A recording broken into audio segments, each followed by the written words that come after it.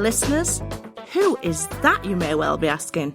Where are you and what the hell are you podcasting on about? Well, hold hard there and I'll tell you. My name is Hazel. I'm recording this at the beautiful Dr. Shakamoto's studio in Leeds. The three doctors are Jess, Will and Andy, and they've been building this behemoth for the past 2 years.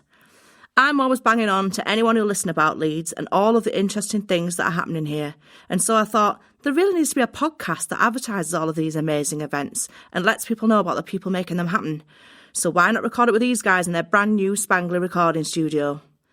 At the end of the podcast, a special treat for all of us, a song recorded here by the Gordons. Check out Dr. Shakamoto's Facebook page for links to his work. We'll be publishing podcast notes that'll include links to anything that we mentioned during the podcast. Our very first guest is the erudite Alan Lane from Slung Low, and as their website says, founded in 2000, Slung Low is an award-winning theatre company specialising in making epic productions in non-theatre spaces, often with large community performance companies at their heart. I've attended some of their Pay What You Decide performances, and I also was lucky enough to get onto their creative writing course. I can't recommend getting involved with anything they do highly enough. I do hope you enjoy our first foray into our Light on Leeds series, and please do like, share and subscribe. Okay, so welcome to my first guest on Light on Leeds, Alan Lane. Hiya. Hello, thank you for coming along. My pleasure. Can you tell me a little bit about how you came to be in Leeds? Yeah, I was running a theatre company called Slung Low, and we were really young, and we were scrabbling around for money in the way that you do. We were over in Bradford, a brilliant little theatre called Theatre in the Mill, and I met a woman called Lucy Hind, and we started seeing each other, and she was South African. She just moved to the country, and I was living in Sheffield at the time. So I said, well, why don't you move in with me in Sheffield? And she was like, I've already moved across the world. I'm not moving down the road. So I moved to Leeds instead, and I got a job as resident director at the West Yorkshire Playhouse, and I was there for nearly a couple of years, I think, 18 months. And then the company's been based in Leeds ever since. And then it was just after that we sort of began our love affair with Holbeck. Right. And yeah, we made the commitment to not move about 4 years ago. So we've been here for nearly 10 years. So when you first started out, you were in the railway arches in Holbeck? Yeah, we moved in there, 10 years ago. We were in 5 railway arches on Bath Road, which was great. We turned it into a theatre and a rehearsal space, and there was kind of storage containers, our office and that. And then we moved to the oldest working men's club in Britain, the Holbeck, in January this year. Fantastic. So how did it come about ending up with the working men's club in Holbeck? We were rehearsing a show there for someone else, and we got talking to the members, and they'd been in some financial difficulty. They owed quite a bit of money to the brewery, and so a group of volunteers had moved in and been running it for about 4 years as volunteers, Wow. Cleaning, bar, everything. And they were trying to work their way out of the debt, which they were doing. They were turning a profit, but they weren't paying anyone, and They were knackered. And they were. So we looked at it, and we looked at our funding, we looked at what we're for, and we realised that we could take on the responsibility of running the club, keep it in the members' hands, give them back all the profits from the bar if there are any, make sure they're all, good and sorted, and then run the rest of the building as an arts centre, which is what we've done. Brilliant. So can you talk a little bit about some of the kind of things that you put on there? Yeah, we do a number of things. Firstly, we do a cultural community college, which is a place where someone can come to learn everything from how to cook Indian food to stargazing to how to write a soap opera, how to dance, everything in between. And that's all based there, so that's a lot of fun. People book onto those courses. They're all pay what you decide, so you pay at the end and you pay what you want. That's good. And then the other big thing we do there is every Sunday at 5 o'clock we have a visiting show. Wow. Which is brilliant, really popular. We've built a big stage upstairs and people come and see those shows. And again, they're all pay what you decide, so you come and see them and afterwards you decide what you're going to pay. That's great. And do you think having that model of pay as you decide really helps encourage people to come along to things that maybe they might not necessarily have tried? Yeah, definitely. I think that the risk is reasonably low because it's some of your time, of course it is, but people I think understand that we're only programming stuff that's good. So even if it's not to your taste, you can still kind of go, well, that was well made, but I preferred the thing last week. Yeah, of course. And I think the other thing is it makes it affordable. Culture in this country is out of reach of far too many people financially. And that needs to change. And there are dozens of ways that can change, and this is one of them. And do you manage to get people involved from the community in any of your productions and things because of this? Yeah, I think they tend to be, at the minute, we're not making any work in Leeds because we're just spending all our time running the club, and that will change next year when we start to make work. But what we do find is that people are really excited by what we're doing and want to help. So we have lots of volunteers helping. We have an advisory board that meet regularly. So there's kind of all sorts of other ways in which people engage and not just being in the shows. Yeah, of course. And you also don't you have a community choir? I do, yeah. Community choir, that's part of the college. They meet every Tuesday. So 6:30 to 7:30 they have dinner. So we cook dinner for them. They eat, and then from 7:30 to 8:30 they sing. So again, that's for everyone to come. We're kind of on a big drive at the minute to try and get more people to join the choir, because when there's lots of people, it's a lot more fun. Yeah, I can imagine. I actually heard your community choir. I came along to your Christmas craft.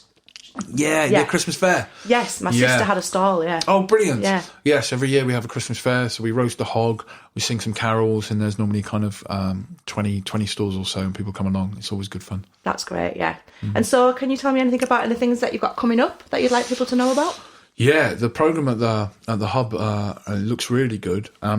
This Sunday, which I don't think this is going to be out in time, on the 26th, we've got Flanagan Collective coming with Orpheus, which is like a Greek myth that they sing. So it's like going to a karaoke bar.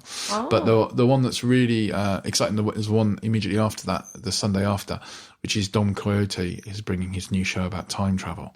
And he's an amazing musician, and he performs the show on his own, but with a bunch of computers and loop pedals, and he kind of builds these unbelievably epic soundscapes whilst he tells you this story. And we saw it in London, and really excitingly, he said he'd bring it up to the Holbeck. So we're really excited about that.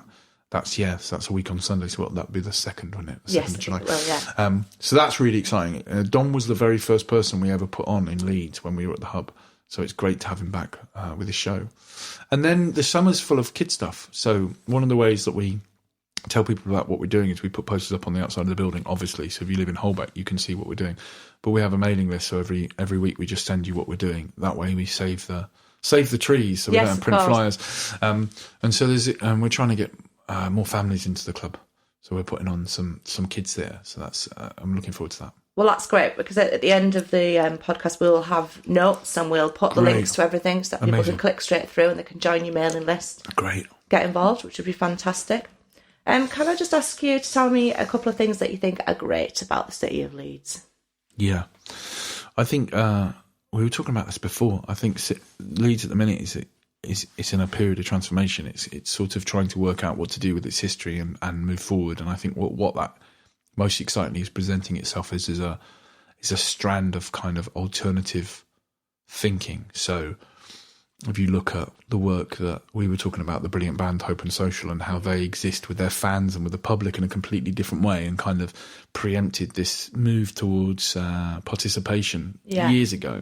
And then you look at the street food vendor down in the market, Manjit, who just won the BBC Good Food Farming Award, who's amazing food and behaves and operates in a completely different way than you might expect. And Adam Smith at the Pay As You Feel Cafe up in Armley with the kind of collecting of waste from supermarkets long before that became trendy. And certainly we feel like at Slung Low we're attempting to have a much bigger conversation with the nation's cultural scene, and at the same time talk to the people of Holbeck. And I think that there is a growing number of people who understand the importance and vitalness of your immediate community, and having a national impact as a result of that. That's right.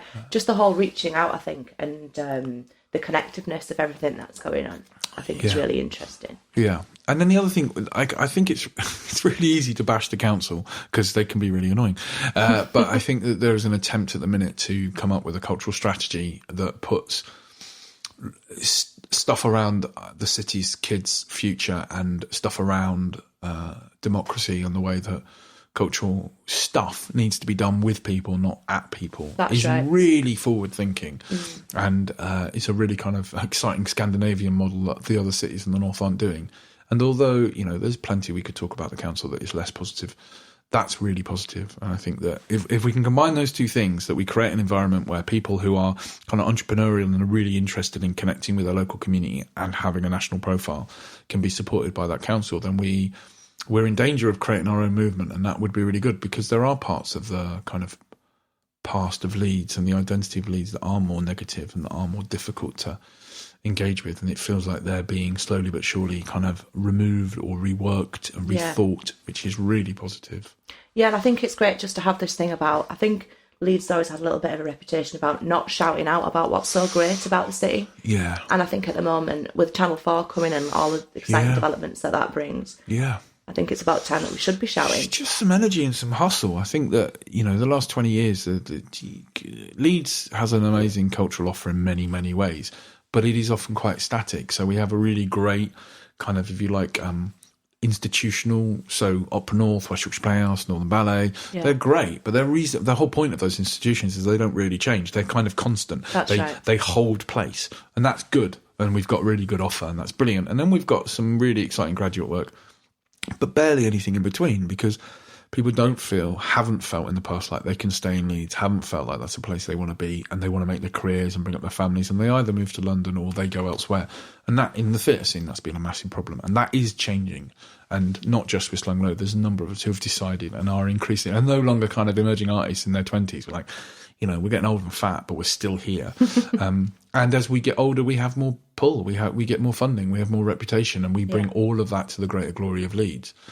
And obviously for us, specifically Holbeck, and that's really important. So you're not just dealing with people who have been here 60 years and people who have been here 2 years. There is now this middle bit where people are like, well, actually, I've been doing this for 20 years. Maybe this is time for us to do a bit of leading, which definitely feels possible. Yeah, it definitely does, yeah. Can you tell me anything about, tell the listeners anything that you think could be a little secret about Leeds, that even if you've been a resident of Leeds for a long time, you may not know about? I really love Beeston Cemetery. Oh. And my favourite walk is from Holbeck up the really steep hill till you get to Beeston Cemetery. It's where Tony Harrison wrote the poem that was on Channel 4 about 40 years ago, I think, and was famous because it was particularly potty-mouthed and everyone complained, but it was about his parents' grave is up there, and it was graffitied by Nazis. I think with a swastika, I think that's the story.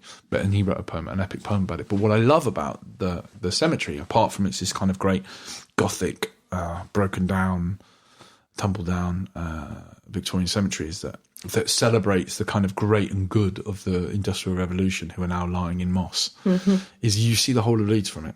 And to your left, you get Elm Road, and then you kind of sweep over. We did a little show there once where, as the narrator was naming different parts of Leeds, rockets fired up from there, which was brilliant fun, and all had to be cued by mobile phone, which was very harem-scarum. But you see all of it, and you kind of see how close Holbeck is to the city centre, and you see how close the Parkinson building is, and how what we think of as this kind of disconnected urban sprawl is actually a really tiny town. Yeah.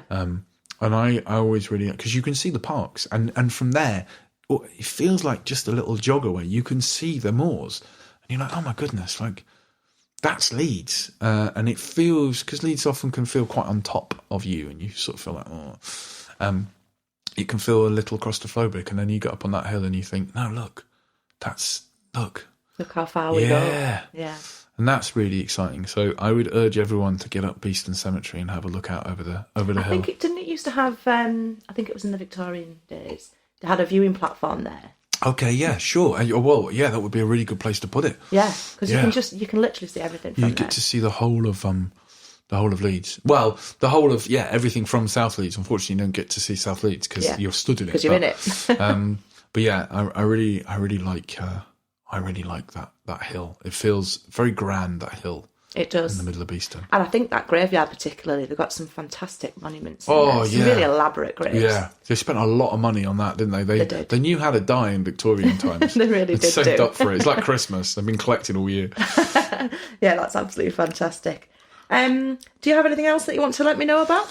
Not at all. I think this podcast is a brilliant idea. I can't wait to link up with it when it goes live. And that's great, yeah. But yeah, I urge everyone to come down to the club and have one of the cheapest beers in Leeds, but I'm sure they will. Come and have a look at what we're up to. Yeah, see all the things that they can get involved in. Yeah. Well, thank you very much for coming along to our first podcast. My pleasure. It's been great to have you as our first guest. Yeah, great. And I'm sure we'll all be coming down to the Holbeck soon. Amazing. Thanks for having me. Thank you.